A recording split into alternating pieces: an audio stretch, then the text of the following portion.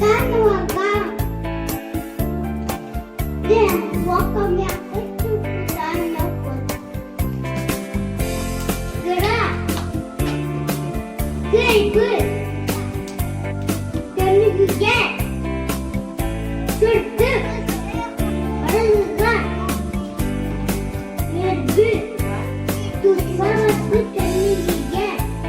Bir cevaplı. Önümüzde. İlemek taktığımı. Düşmek şeyimi. Yerimiz yürüdükte. Yürüdükten. Bölükler. Örgüye.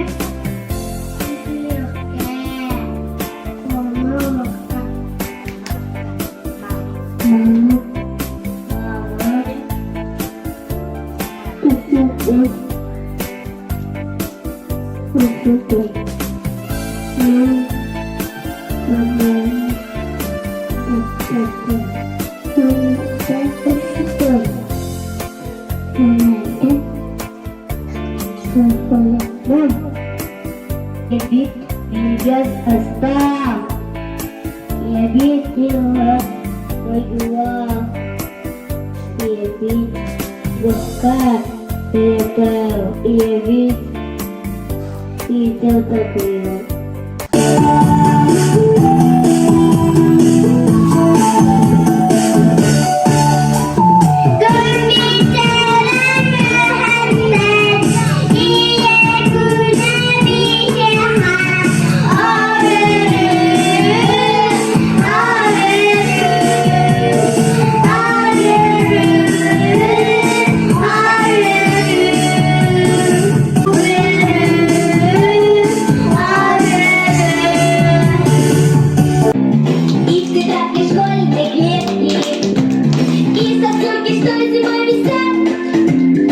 Считать мы можем без преград.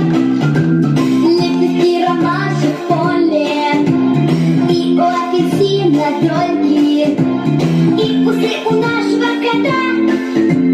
Засчитаем без труда. Как же засчитать, сколько раз крепко обнимает мама нас? Как слезинки все засчитать, что текут из глаз? Сколько раз мы гладим щенка, сколько раз мы смотрим в облака.